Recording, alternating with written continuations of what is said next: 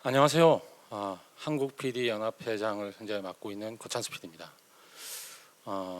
오늘은 한국 PD 연합회 일을 제가 말씀드리러 나온 건 아니고요. 저의 요즘 최고의 관심사인 인공지능 시대에 과연 컨텐츠 산업 그리고 미디어 산업의 미래는 과연 어떻게 될 것인가, 이거를 여러분들과 함께 재미있게 한번 얘기를 해보면 어떨까 해서 이 자리에 서게 됐습니다. 그래서 지금 인공지능 기술을 컨텐츠 분야에 적용한 사례들을 여러분들과 함께 얘기해 보면서 하나하나 앞으로 우리의 미래, 우리의 컨텐츠 산업의 미래, 우리의 미디어 산업의 미래에 대해서 한번 얘기해 보도록 하겠습니다. 컨텐츠 창작을 하기 위해서는 어떤 능력이 필요할까요? 사실 인공지능이 과연 컨텐츠라는 걸 창작할 수 있느냐라는 건 많은 논란이 있는 주제입니다. 그 창작이라고 하는 것이 무엇이냐에 따라서 조금씩 그 생각들이 많이 다를 수밖에 없는데요. 저는 그냥 단순화해서 여러분들과 얘기를 해보도록 하겠습니다. 자, 저희가 컨텐츠 창작을 위한 능력이라고 하면 첫 번째는 글을 읽고 그 다음에 쓸 수 있어야 됩니다. 그리고 두 번째는 저희가 음성을 듣고 이해를 해야 되고 음악을 듣고 이해를 해야겠죠. 그 다음에 이 새로운 음성을 만들어내고 음악을 작곡하고 할 수 있어야 됩니다. 그리고 세 번째는 이미지, 여기는 영상도 같이 포함되는 건데요. 사진이나 영상을 인식을 하고 그 다음에 새로운 이미지, 그 다음에 영상을 생성해내는 거, 창작해내는 게 가능해야 됩니다. 이게 가능하다고 하면 저희가 컨텐츠 창작을 하는 능력이 있다고 할 수 있는 거겠죠. 그러면 과연 인공지능은 그런 능력을 가지고 있는지 하나하나 한번 살펴보겠습니다. 첫 번째는 글을 읽는 능력입니다. 자, AI OCR이라는 얘기를 들어보신 분도 있고 그렇지 않은 분들도 있을 것 같습니다. 이거는 이제 카메라 같은 광학 장치를 이용해서 텍스트, 문자를 읽었을 때 이거를 인식할 수 있는 그런 기능입니다.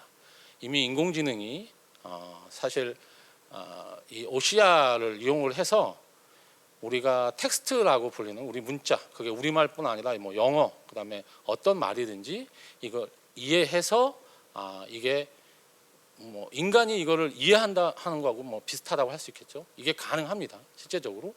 그래서 얼마 전에 네이버에서 글을 읽는 램프를 발표를 했습니다. 이거는 램프를 켜고 나면 그 램프 불빛이 책에 있는 문자를 인식을 해서 이걸 읽어줄 수 있는 기능이거든요. 그리고 여러분들이 혹시 스마트폰에 이제 구글 렌즈라고 하는 어플리케이션을 깔고 계시면 전 세계 어디를 다녀도 간판 같은 게 외국말로 돼 있을 때 그거를 요 카메라를 켜서 요 앱만 구동하면 이게 바로 번역을 해주거나 이게 이해를 해서 설명을 해줄 수가 있습니다. 그러니까 인공지능이 이미 글을 읽는 그런 세상이 된 거죠. 자, 인공지능은 글을 읽을 수가 있습니다. 그러면 그 다음으로 넘어가서 글을 쓰는 건 어떨까요? 얼마 전에 GPT-3라고 하는 인공지능 알고리즘이 발표되면서 인공지능 업계에서는 엄청난 화제를 모았습니다. 이게 화제를 모은 이유는 글을 쓰는 능력이 너무나 뛰어나서 사실은 화제를 모으게 됐는데요.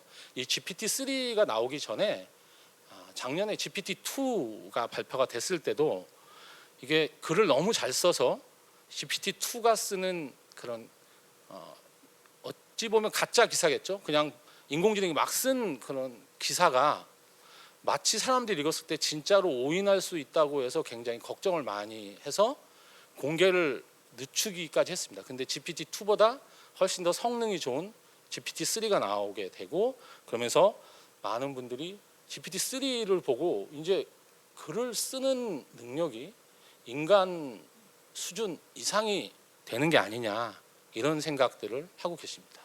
그리고 소설을 쓸 수도 있고 이메일 답장을 보낼 수도 있고 그다음에 여기 본 대로 가계부를 또 완성할 수 있고 이런 능력을 GPT-3는 가지고 있습니다. 인공지능이 글을 읽기도 하고 글을 쓰기도 하는 거죠. 자, 그 다음에 인공지능이 음성 인식, 이거는 이제 AI 스피커가 많이 보급이 돼서 인공지능 스피커를 가지고 계신 분이 굉장히 많으시기 때문에 많이 알고 계실 거예요. 저희가 말을 하면 알아듣습니다. 이게 어느 정도는 알아듣냐 하는 부분이 좀 있는데 사실 영어에 비해서 아직까지 한국어가 조금은 인식률이 떨어지긴 하지만 그래도 상당 부분 어느 정도는 인식을 하는 수준까지 지금 와 있습니다. 그다음에 음성 합성과 음악 작곡에 대해서 한번 보겠습니다. 이제 음성 합성 수준은 사실은 굉장히 좋아져서 여기 유인나라고 하는 인기 여배우님인데요. 이분의 목소리를 네이버에서 오디오북을 만들 때 사용을 했습니다. 그래서 이분이 녹음을 해서 네이버에 오디오북을 만들고 나서 이분이 녹음한 목소리로 인공지능에 학습을 시켜서 인공지능이 유인나 씨하고 똑같은 음성을 만들어내도록 했고 지금 인공지능이 읽은 오디오북과 유인나 씨가 직접 읽은 오디오북을 같이 서비스하는데 사실은 비교하기 불가능할 정도까지 음성 합성 기술은 상당히 좋아졌습니다. 그리고 이미 뭐 인공지능이 음악을 작곡하는 것은 상당히 보편화돼서 국내에서도 인공지능이 작곡한 음악을 여러분들이 들어보실 수가 있습니다. 자, 그리고 이미지를 인식하는 거를 한번 볼까요? 사실은 요즘 인공지능 분야에서 많이 쓰는 딥러닝이라고 하는 용어가 이 이미지 인식 때문에 굉장히 유명해진 말입니다. 저희가 얼마 전까지만 해도 이미지 인식이 사실은 80% 이상이 되지 못해서 실생활에 사용되기가 좀 어려웠는데 딥러닝 기술이 활용되면서 갑자기 이미지 인식률이 높아지고 지금은 저 표에서 보시는 것처럼 사람이 이미지를 인식하는 것보다 인공지능이 이미지를 인식하는 확률이 훨씬 더 지금 높아진 상태입니다. 그만큼 굉장히 좋아진 거죠. 실제로 사람의 얼굴 인식도 상당히 좋아져서 웬만한 사람의 얼굴을 다 인식할 수 있는 그런 수준까지 지금 인공지능이 올라와 있습니다. 자, 그리고 인공지능이 이미지를 만들어내는 거는 이거는 아마 인공지능 쪽에 관심이 있는 분들은 들어보셨을 거고 그렇지 않은 분들은 생소한 용어가 될 수도 있는데 GAN이라고 부릅니다. GAN이라고 부르는데요. 이걸 설명하면 조금 길어지긴 하는데 이 세상에 없는 새로운 이미지를 만들어내는 거라고 생각하시면 될 것 같습니다. 이 GAN이라고 하는 알고리즘이 이 알고리즘으로 만든 저 아래에 지금 보이시는 사람들 얼굴이 있는데 이거는 지금 현재 세상에 존재하지 않는 사람을 인공지능이 만들어낸 얼굴입니다. 그래서 이처럼 인공지능이 세상에 없는 새로운 이미지를 만들어내는 창작하는 능력을 가지고 있는 거죠. 자, 인공지능이 아까 제가 우리가 창작을 한다고 하면 필요한 능력 이런 것들을 사실은 다 할 수가 있습니다. 그러면 이 인공지능 가지고 우리 컨텐츠 산업은 어떤 시도를 하고 있고 어떻게 발전해 가고 있을까요? 그 사례에 대해서 한번 또 얘기를 해보겠습니다. 이제 글을 읽고 글을 쓰는 인공지능이 현재 소설을 쓰는 이제 수준까지 올라와 있습니다. 사실 인공지능이 글 쓰는 거는 뭐 소설뿐 아니라 에세이, 그다음에 시 거의 모든 분야에 인공지능이 창작을 해서 발표를 하고 있는 그런 게 전 세계적으로 많은 학자분들이 시도를 하고 계십니다. 제가 여기 이제 보여드린 거는 그 중에 사실 이것도 이미 한 몇 년 전 일인데요. 굉장히 재미있는 시도라서 여러분들한테 소개를 드리고자 합니다. 이게 원더 로드라는 이제 책입니다. 이 책은 서점에 나와 있습니다. 발간이 돼서. 근데 이 로스 굿윈이라는 분은 인공지능 개발자입니다. 그러니까 이분은 뒤에 제가 잠깐 얘기 드릴 수도 있을 것 같은데 선스프링이라고 하는 세계 최초로 인공지능이 시나리오를 쓴 단편 영화가 있습니다. 그 영화의 시나리오를 쓴 벤자민이라고 이름이 붙여진 인공지능을 만든 사람이기도 합니다. 이분이. 근데 이분이 재미있게 차에다가 여기 보이는 이런 뭐 카메라, GPS 장치, 마이크, 시계 이런 거를 장착을 하고 그다음에 뉴욕에서 뉴올리언스까지 차를 몰고 그냥 갑니다. 그러면 차에서 이런 부착된 장치에 들어온 여러 가지 신호들을 가지고 인공지능이 글을 쓰게 한 거예요. 사실은 어떤 정보가 입력이 돼야 그 정보에 맞춰서 이제 글을 쓰기 때문에 뭐 이건 사람도 마찬가지잖아요. 저희가 어떤 정보가 어떤 알고 있는 거라든지 이런 지식을 바탕으로 글을 쓰는 것처럼 인공지능은 데이터가 생명입니다. 그래서 데이터를 어쨌든 입력을 해줘야 되는데 그 입력되는 데이터를 차로 뉴욕에서 뉴올리언스까지 가면서 주변에 보이는 풍경을 카메라가 찍고 GPS 장치에 들어오는 입력 데이터라든지 이런 걸 이제 활용한 것이겠죠. 그래서 이 인공지능이 들어온 데이터 가지고 쓴 소설을 가지고 책을 한 권 낸 겁니다. 이게 실제로 여러분들이 이 책을 구매해서 읽어보실 수도 있는 책이고요. 여기 제가 오늘은 이제 영상을 보여드리기가 조금 저작권 문제로 쉽지 않아서 그런데 저기 이제 링크가 지금 현재 링크가 있는데 링크 주소로 여러분들이 한번 들어가 보시면 이 본인이 이제 차를 몰고 가는 이 과정에 대해서 영상을 찍어서 설명을 좀 하고 있어요. 근데 굉장히 재밌습니다. 들어가서 보시면 가는 내내 인공지능이 쓴 글이 차에 출력 장치가 있어서 출력 장치에서 계속 글이 쏟아져 나옵니다. 그래서 그 글들을 모아서 하나의 책을 낸 거죠. 그러니까 인공지능이 쓴 여행기인 거죠. 이 평론가들도 상당히 지금 이 책에 대해서는 인정을 하는 편입니다. 이 정도 인공지능이 쓴 소설이라고 하면 우리가 사람이 쓴 수준이라고 얘기를 할 수 있을지는 모르겠지만 상당히 의미가 있다라고 인정을 받고 있는 소설이죠. 그다음에 books.by.ai라고 하는 곳은 이 굉장히 유명한 인공지능 개발자인데 이분이 본인이 만든 인공지능이 쓴 소설들을 SF 소설인데 이걸 다 모아놓은 거예요. 이 안에 들어가면 여러분들이 아주 여러 종의 인공지능이 쓴 SF 소설을 읽어보실 수 있습니다. 온라인 서점인데 인공지능이 쓴 SF 소설만 모아놓은 거죠. 그러니까 실제로 우리가 글을 쓰는 게 그냥 일반적으로 글을 써서 인공지능이 단순히 이런 걸 할 수 있다 정도를 실험하는 정도 수준을 넘어서서 이제는 사람이 창작하는 수준까지 인공지능이 가 있는 거죠. 한번 읽어보시고 여러분들이 직접 판단을 해보시면 될 것 같아요. 인공지능이 쓴 글의 수준은 어느 정도일까? 근데 지금 대부분의 전문가들은 인공지능이 쓴 글과 사람이 쓴 글을 사실 구별하기가 쉽지 않다라고 얘기하고 있는 정도 수준까지 됐습니다. 근데 물론 이런 건 생각을 하셔야 될 것 같습니다.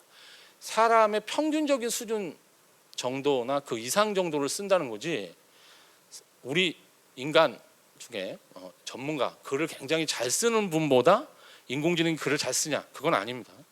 그래서 인공지능이 이런 글 쓰는 걸 모든 걸 대체할 거냐? 그건 또 다른 문제고 그렇지 않다는 얘기를 또 드리고 싶네요. 여기서 그다음에 이 시나리오 쓰는 인공지능은 제가 얘기하면서 벤자민 얘기를 잠깐 드렸는데 이 벤자민이라고 하는 인공지능이 이제 시나리오를 써서 이 뒤에 이 시나리오가 영화로 만들어졌습니다. 이 단편 영화 선스프링이라고 하는 단편 영화인데요. 이 선스프링이라고 하는 단편 영화도 이미 만들어진 지 벌써 꽤 됐습니다. 근데 이제 워낙 처음 이게 나오기 때문에 사람들한테 굉장히 관심을 받았어요. 근데 이거를 이 유튜브 들어가서 선스프링이라고 이제 검색을 하시면 다 보실 수 있습니다. 이 영화는. 근데 보시면 굉장히 난해하고 이해가 좀 안 돼요. 인공지능이 쓴 거라 그런지 그리고 처음이라서 그런지 대사 하나하나로 보면 말이 되는데 전체 스토리가 이게 무슨 얘기야? 이런 생각이 들 정도로 조금 어이없는 구절도 좀 있습니다. 사실은. 그런데 어쨌든 굉장히 의미가 있었던 거죠. 처음에 인공지능이 쓴 시나리오로 단편 영화를 만든 거니까. 물론 이 영화를 찍은 영화 감독은 사람입니다.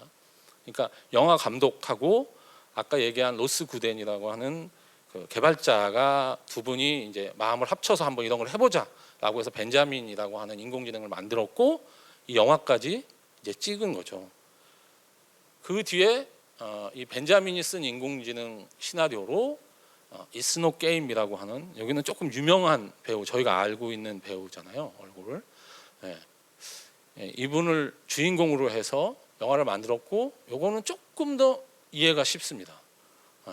앞에 선스프링은 보신 분이 아마 많을 건데 It's No Game은 본 분들이 그렇게 많지 않을 것 같아요. 왜냐하면 선스프링은 처음이라는 것 때문에 굉장히 유명했지만 이건 두 번째이기 때문에 사람들한테 크게 관심을 받지는 못했습니다. 그런데 선스프링보다는 조금 더 이해하기가 쉽습니다. 인공지능 시나리오 작가가 이제 사람이 어떻게 해야 이해를 하는지 조금 더 발전을 했다고 볼 수도 있겠죠. 그 뒤에 존 아웃이라고 하는 이제 영화도 이 벤자민이 시나리오를 써서 만들었습니다. 근데 존 아웃이라는 영화는 단순히 벤자민이라는 인공지능이 시나리오만 쓴 게 아니라 편집이나 연출에도 사실은 관여를 해서 이 단편 영화에는 그 얼굴을 다른 얼굴로 대체해서 만들어져 있습니다. 조금 조악하기도 하고 저게 뭐야? 약간 괴기스럽다 이런 생각이 드는데 어쨌든 그 연출이나 편집 과정에도 인공지능이 참여해서 만든 그런 단편 영화. 그러니까 새로운 시도를 이렇게 한 거죠. 사실은 글 쓰는 거는 제가 아까 말씀드린 대로 사람이 글 쓰는 정도 수준까지 올라왔다고 대부분 인정을 받고 있습니다. 근데 아직 사실 영상을 만들어내는 거는 워낙 여러 사람이 모여서 이제 만들어내는 과정이기 때문에도 그렇기도 해서 아직까지는 실험적인 사례들 이상 우리가 만드는 거 일반적인 수준으로 그렇게 영상을 만들거나 하지는 못하고 있는 것 같습니다. 그렇지만 전문가들이 물론 이제 인공지능에 대해서 긍정적으로 보는 전문가들이지만 그분들이 앞으로 영상 작업에서도 인공지능이 상당 부분 활용이 될 거다라고 그렇게 전망을 하고 있습니다. 실제로 인공지능 알고리즘이 발전하는 속도를 보면 몇 년 안에 저희가 영상을 만드는 과정에서도 인공지능을 일반적으로 활용하게 되는 거는 그렇게 먼 미래가 아닐 거라고 저도 예측을 해봅니다. 그다음에 영화 제작에도 인공지능이 활용이 됐습니다. 그래서 왼편으로 보이는 모간이라고 하는 미국의 이제 SF 영화인데요. 헐리우드에서 만든 SF 영화 제목입니다. 모간이. 근데 이 영화가 이 영화의 주인공이 모간이라고 하는 주인공이 사실 인조 인간이라고 해야 되나요? 그러니까 인공지능하고 로봇이 결합된 그런 이제 사람이 만들어낸 피조물인 거죠. 근데 이 주인공이 그렇기 때문에 이거를 마케팅 차원에서 어떻게 관심을 좀 받을 만한 방법이 없을까 고민을 했던 것 같고, 그래서 IBM 측하고 얘기를 해서 IBM의 왓슨이라고 하는 인공지능이 있습니다. IBM은 인공지능의 브랜드를 왓슨이라고 해서 이렇게 마케팅을 하고 있죠. 그래서 그쪽하고 얘기를 해서 이 영화 예고편을 편집을 했습니다. 그러니까 인공지능이 편집을 한 거죠. 실제로 영화의 편집은 글 쓰는 작업하고 상당히 유사합니다. 그래서 글 쓰는 게 가능하다면 영화 편집도 가능한 거죠. 근데 물론 영상을 전체적으로 다 이해를 해야 되는 부분이 있어서 아직까지 학습이라든지 이런 부분이 글처럼 완벽하게 돼 있지 않은 부분이 있어서 영상 편집은 이 모간도 마찬가지인데 인공지능이 하고 나서 사람이 조금 손을 봤습니다. 밖으로 할 때는. 그렇지만 어쨌든 영상 편집도 인공지능이 가능하다는 것을 보여준 거죠. 그리고 이건 최근 사례인데 작년에 나온 영화죠. 이게 아이리시맨, 더 아이리시맨이라고 하는 영화에 마틴 스콜세지 감독은 많은 분들이 잘 아시잖아요. 봉준호 감독이 아카데미 시상식에서 자신의 스승이라고 이제 극찬을 했던 분인데 이분이 만든 영화에서 인공지능이 활용이 됐습니다. 어떻게 활용이 되었냐면 이분이 만든 영화에 굉장히 유명한 배우들이 나옵니다. 뭐 알파치노, 로버트 드니로 뭐 이런 분들이 나오는데 이분들이 이 영화에서 20대부터 노년까지를 다 연기를 해야 돼요. 근데 사실은 나이 든 거는 저희가 분장을 해서 어떻게 이제 할 수 있는데 젊었을 때 연기를 할 때 이거를 젊은 거를 분장으로 해결하기는 좀 어렵거든요. 그래서 여러분들 드라마 보시면 조금 나이가 든 배우가 젊었을 때 연기를 그냥 머리 묶고 나와서 하고 이렇게 하잖아요. 근데 이렇게 안 하고 어떻게 했냐면 카메라로 촬영을 한 다음에, 물론 특수 카메라입니다. 한 다음에 인공지능이 이 배우들의 20대 때를 추론을 해서 20대 얼굴을 만들어낸 거예요. 너무나 자연스러워서 실제로 지금까지 활용했던 그 어떤 방법보다 이게 완벽했기 때문에 이게 아카데미상에 그 부분에 노미네이트가 됐었던 영화입니다. 상당히 화제가 많이 됐고 하고 있습니다. 그래서 이제 젊었을 때 그 모습을 한다고 해서 디에이징이라고 그 기술을 부르고 있습니다. 그다음에 음악 분야의 인공지능은 사실은 음악 추천, 그다음에 음악 작곡, 그리고 뭐 마지막에 작곡된 음악을 마스터링해서 유통하고 하는 전 과정을 사실은 인공지능 서비스가 다 제공을 해주고 있습니다. 그래서 이런 서비스들이 여기 보이는 링크들이 다 제공을 해주고 있는 회사들의 그런 홈페이지 주소인데요. 들어가서 한번 보시면 이제 음악은 인공지능이 다 해도 되나? 뭐 이런 생각이 들 정도로 거의 모든 분야를 다 하고 있습니다. 그리고 여기 보이는 이 분이라고 하면 좀 이상할 것 같은데 인공지능입니다. 요나라는 이름의 인공지능인데 쿠사라고 하는 개발자가 만들어낸 인공지능이고, 이 인공지능은 음악을 작곡을 하고 해서 발표를 하고 있습니다 지금. 그리고 이제 음원 차트나 이런 데도 올라가 있고 해서 여러분들이 음원을 들어보실 수도 있어요. 그리고 뮤직비디오도 나와 있기 때문에 인공지능이 음악을 어느 수준까지 할 수 있구나라는 걸 한번 들어가서 보시면 깜짝 놀라실 거예요. 실제로 이제 음악을 하는 분야에서 인공지능 활용이라고 하는 거는 상당 부분 많이 올라와 있어서 국내에서도 인공지능 음악 가지고 상업적인 음악을 만드는 분들이 꽤 계십니다. 그래서 이게 아주 가까운 미래 1, 2년 안에는 여러분들이 인공지능이 만드는 음악하고 사람이 만드는 음악을 구별할 수 없는 수준으로 저희가 즐기는 그런 세상이 올 거라고 생각을 하고 있습니다. 그다음에 제가 요나라고 하는 지금 인공지능을 보여드렸는데요. 음악을 하는. 근데 이 친구는 음악을 하는 친구는 아닌데 본인이 작곡을 하는 건 아니죠. 그냥 사람이 만들어낸 그래픽입니다. 그래픽. 근데 이제 버추얼 비잉이라고 저희가 부르는데 그래픽으로 사람을 만들어내고 그 안에 인공지능을 집어넣어서 이게 말도 하고 노래도 하고 춤도 추고 이렇게 만들 수가 있습니다.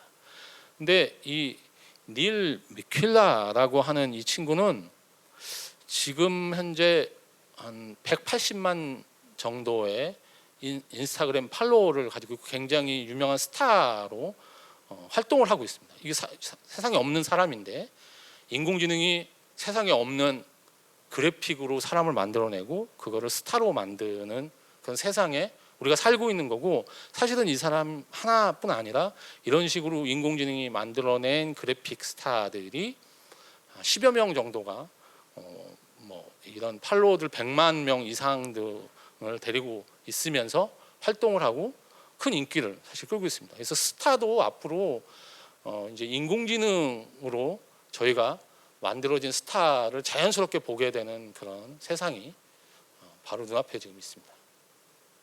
그다음에 이게 지금 인공지능이 아까 요나라고 하는 인공지능은 음악을 한다고 제가 말씀드렸잖아요. 인공지능이 노래를 하는 거거든요. 근데 노래를 하니까 당연히 목소리도 만들 수 있겠죠.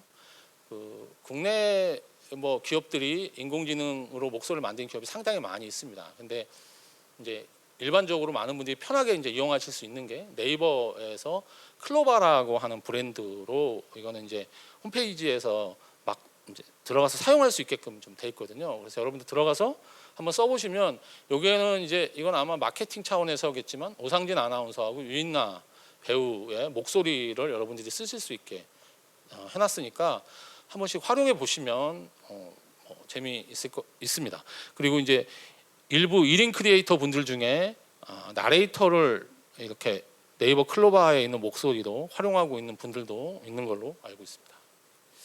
그다음에 이거는 저희가 목소리를 만드는 거를 넘어서 이 이제 영상을 같이 봤으면 좋았을 텐데 이것도 역시 저작권 문제로 해서 보기가 좀 어려워서 제가 그냥 그림만으로 설명을 드리겠습니다. 이 이제 스타트업 AI 스타트업에서 만든 건데 데이비드 베컴이라고 하는 유명한 축구 선수가 말라리아 퇴치 운동 캠페인을 하면서 찍은 영상입니다. 근데 이제 말라리아가 굉장히 위험하다 이런 얘기하면서 이거에 동참해 달라는 얘기를 하는데 이 사람은 영어로만 얘기를 한 거죠. 근데 영어로만 얘기했는데 영상에 보면 9개 국어로 이 사람이 얘기를 합니다. 근데 입 모양이 딱 맞아요. 근데 이 사람이 9개 국어를 배워서 했냐 그러면 그런 게 아니고 영어로만 얘기하고 나서 그 영상을 가지고 인공지능을 학습을 시켜서 외국어를 만들어내고 그 외국어에다가 입 모양을 맞춰서 영상을 만들어낸 겁니다. 실제로 이게 가능한 거죠. 사실 이제 이런 기술은 딥페이크 때문에 저희가 굉장히 우려를 많이 하고 있는데 이렇게 좋은 쪽에서도 활용을 할 수 있는 겁니다. 뭐 이게 가능해지면서 여러분들이 이제 인공지능 아나운서가 국내에서도 MBN에서 지금 이제 유명한 김주아 앵커를 사용해서 하고 있기 때문에 많이 알려졌는데 사실 인공지능 아나운서는 뭐 KBS에서도 이미 개발이 돼서 라디오나 이런 데서 서비스를 하고 있습니다. 이제 국내에서도 이미 이런 인공지능 아나운서라는 거를 여러분들이 직접 그냥 편하게 접할 수 있는 그런 기술이 된 거죠. 그러면 조금 더 들어가서 세계 방송사들은 인공지능을 어떻게 활용하고 있는가라고 하면 BBC는 여기 카메라가 지금 많은데요. 근데 이 카메라맨 이제 카메라를 조정하는 분들이 다 계십니다. 근데 카메라맨이 하나도 없이 카메라가 자동적으로 사람을 바스트를 잡고 웨스트를 잡고 풀샷을 잡고 그다음에 커팅도 PD가 없이 인공지능이 넘길 수 있는지 이런 거를 지금 BBC에서 연구하고 있습니다. 여기 저희 같은 사람도 약간 위험한 거 아니냐 이렇게 할 수 있는데 이거는 기존에 있는 인력을 어떻게 하려고 BBC가 그런 게 아니고 기존에 커버하지 못하는 그런 꼭 해야 되는 일들을 사람 없이 인공지능으로 할 수 있는지를 실험적으로 하고 있는데 이건 좀 쉽진 않아서 현재 이거는 이제 실험 중이라고 이렇게 생각하시면 될 것 같습니다. 그다음에 BBC는 어느 정도까지 이제 시도를 하고 있냐면 셋탑 박스에 인공지능으로 이 TV를 이렇게 통제할 수 있는 그런 거를 집어넣어서 BBC를 보는 사람들이 이런 리모컨이 아니라 목소리로 그걸 TV를 채널을 바꾸거나 이런 걸 할 수 있게끔 연구를 하고 있고 그 인공지능 그런 이제 스피커 같은 그런 앱을 만들고 있는데 그 이름이 빕입니다. 빕. 그래서 BBC 빕이라고 치셔서 한번 보시면 이 BBC가 어떤 걸 하고 있는지 한번 보실 수 있고요. NHK는 AI 기반 스마트 프로덕션이라고 해서 이런 자기들이 앞으로 인공지능을 기반으로 자기네 전체 방송 제작 시스템을 이렇게 바꾸겠다라고 하는 계획을 가지고 있고요. 그다음에 이 영상은 같이 봤으면 참 좋았을 텐데 이건 방송을 이미 한 겁니다. 저희로 보면 가요 무대 비슷한 그런 프로그램에서 이미 고인이 된 옛날에 굉장히 저는 잘 모르는 분인데 히바리 미소라라는 분이라는데요. 이분이 굉장히 유명한 분이래요. 근데 고인이 되셨는데 이분을 인공지능으로 그래픽으로 해서 똑같이 만들어내고 그 다음에 인공지능으로 학습을 시켜가지고 노래를 이분 목소리도 똑같이 부르게 해서 이분이 그 무대에 나와서 노래를 하는 그런 겁니다. 그런 걸 방송을 한 겁니다. 사실은 여기에 착안해서 아직 이게 뭐 이거는 제 아이디어인데 저는 개인적으로 이제 고인이 되신 분의 이 목소리와 기존에 뭔가 그분이 불렀던 모습이나 이런 걸 학습시켜서 방송에서 그분이 새로운 신곡을 부른다든지 이렇게 하는 걸 한번 시도해 보면 어떨까 이런 생각을 가지고 프로그램을 뭐 기획을 좀 해보고 있습니다. 이제 그다음에 방송에 직접적으로 활용을 할 수 있는 인공지능이 어떤 게 있냐면 여러분들이 옛날 아카이브에 들어있는 뭐 SD 화질이라든지 그다음에 HD 화질도 지금 현재는 이 업스케일링 기술, 인공지능이 업스케일 기술이 있어서 이걸 다 UHD로 아주 자연스럽게 만들어 줄 수 있습니다. 그러니까 앞으로는 UHD로 굳이 컨텐츠가 안 만들어져도 기존에 있던 컨텐츠를 UHD로 시청자분들이 즐길 수 있는 세상이 인공지능으로 만들어지는 거죠. 그리고 이제 편집하고 그 영상 안에 있는 음성을 인식을 해서 그 자막을 자동으로 넣어주는 자동 자막이 지금 현재 가능합니다. 국내 그 스타트업에서도 이게 연구가 돼서 1인 크리에이터 분들 중에 여기 회사의 이 제품을 사용하는 그런 분들이 꽤 많이 계시더라고요. 그리고 이 올해 코로나 때문에 사실은 그 유더비전 송 컨테스트라고 EU에서 하는 굉장히 유명한 프로그램이 방송을 못했습니다. 취소가 됐는데요. 그게 취소가 된 다음에 이게 다들 너무 서운하게 생각해서 그래도 뭔가 같이 할 게 없을까라는 여러 가지 아이디어 공모를 좀 받았는데 그 중에 한 곳에서 아이디어를 낸 게 인공지능, 그러니까 AI송 컨테스트를 해보자라고 해서 사실은 유도비전 송 컨테스트를 대신해서 AI송 컨테스트가 실제로 제작이 돼서 방송이 됐고요. 그러니까 이분들이 어디 한 곳에 모인 건 아니죠.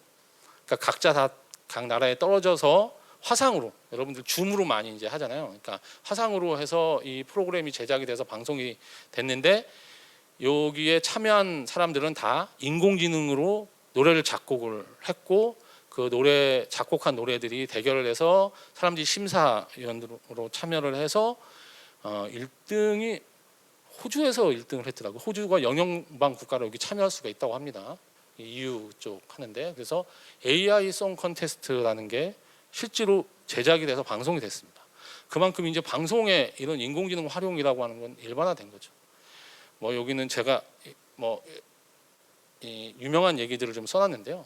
사실은 인공지능이 이런 창작이라고 하는 행위 하는 거에 대해서 인공지능이 창작을 하는 게 말이나 돼? 이런 생각을 많이 하시는데, 사실은 인공지능이 사람을 모방하는 것부터 시작을 해서 앞으로 인공지능이 창작할 수 있게 되는 거 아니야? 저는 그렇게 생각하는데, 물론 이 부분에 대해서 이제 다른 생각을 갖고 계신 분들도 계시더라고요. 그리고 알파고 얘기를 사실은 창의성 얘기를 할 때 제가 많이 드리는데요. 왜 그러냐면 알파고가 이세돌 구단을 이겼을 때 어떤 일이 있었냐면, 한번 알파고가 어떤 수를 뒀을 때 그 이제 해설하는 분이 알파고가 실수를 했다고 얘기를 합니다. 저런 수는 두지 않는 수인데 저 뒀다. 그런데 그 대국 자체를 알파고가 이기거든요. 그리고 그 다음부터는 그 수를 알파고 수라고 불리고 사람들도 이제 두게 됐다는 거죠. 그러니까 인공지능이 그동안 사람이 어떤 여러 가지 이유 때문에 하지 않았던 그런 부분을 인공지능이 사람하고는 물성이 다르니까 하게 되고, 그것 때문에 새로운 창작이라든지 새로운 창의성을 우리가 인공지능으로부터 같이 하면서 뭔가 배울 점도 있는 거 아닌가? 이게 제가 인공지능과 사람이 함께 뭔가 새로운 창작, 새로운 창의성을 만들어 가야 된다라고 생각하는 부분이고요. 그래서 컨텐츠 산업과 미디어 산업에서 인공지능이라는 게 앞으로 우리 인간이 그동안 만들어 왔던 그런 멋진 컨텐츠 그 이상을 인공지능과의 협업으로 만들어낼 수 있다라고 저는 확신을 하기 때문에 컨텐츠 산업과 미디어 산업에서 인공지능의 활용이라는 게 저는 사실 굉장히 중요하다고 그렇게 생각을 합니다. 예, 제 얘기가 너무 말을 좀 빨리 한 것 같은데, 인공지능이라고 하는 건 사실은 거의 모든 분야의 기반 기술입니다. 그리고 컨텐츠 산업, 미디어 산업에서도 이제 기반 기술이 됐기 때문에 이제 컨텐츠 분야에 계신 우리 창작자분들도 인공지능에 대해서 관심을 갖고 함께 새로운 창작, 새로운 창의성을 만들어가는 그런 노력을 할 때가 되지 않았나 그렇게 생각합니다. 예, 들어주셔서 감사합니다. 네, 고찬수 회장님 강연 고맙습니다. 인공지능과의 협업이라는 말이 참으로 인상적이었습니다. 가까운 미래에는 AI 영화, 음악, 인플루언서들이 더욱더 많아지고 또 소비될 것 같습니다. 자, 이제 강연 중에 들어온 질문 드리도록 하겠습니다.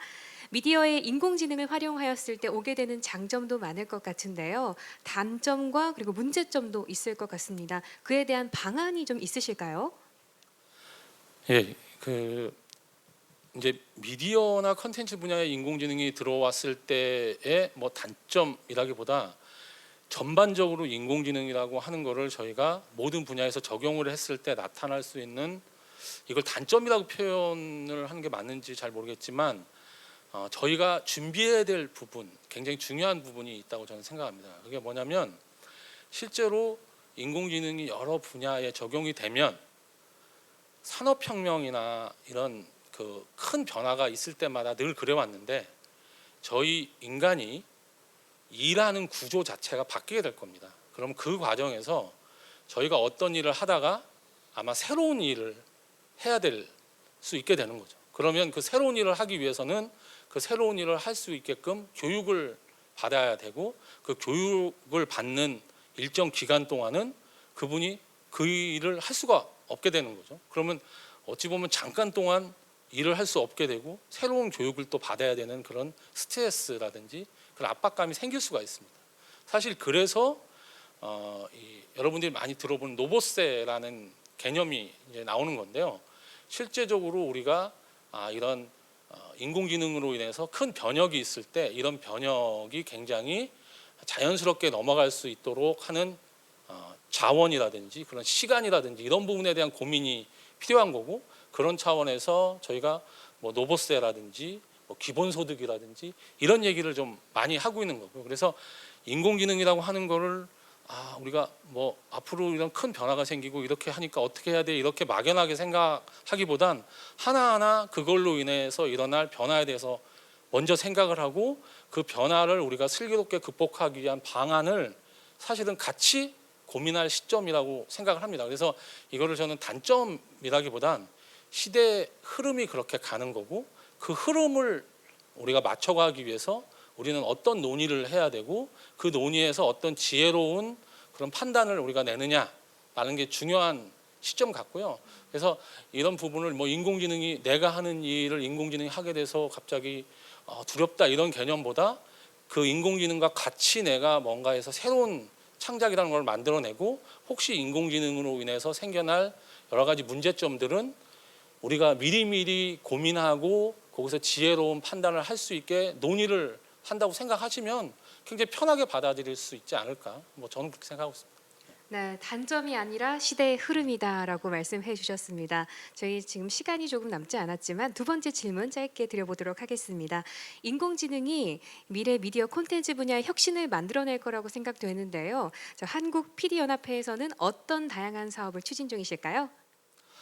예, 사실 제가 이제 한국 PD연합회 회장을 맡게 되면서 PD 분들한테 그런 얘기를 좀 많이 했습니다. 제가 연합회 활동을 하면서 인공지능 관련된 그런 교육, 그다음에 인공지능 관련된 세미나라든지 이런 거를 많이 해서 우리 PD 분들이 컨텐츠 분야, 그다음에 미디어 산업 이 분야에서 인공지능이 앞으로 사실 기반 기술이 되고 미래를 만들어갈 그런 기술이 될 거기 때문에 우리 PD연합회 지상파 방송을 이끌고 있는 우리 PD분들이 미디어 산업, 컨텐츠 산업을 선도하는 그런 역할을 함께 할 수 있는 그런 자질을 한번 같이 만들어 보자 이런 말씀을 많이 드렸고요. 그래서 올 초부터 지금 저희 한국 PD연합회에서는 PD분들을 대상으로 인공지능 관련 이제 컨텐츠 분야의 교육을 지금 하고 있고요.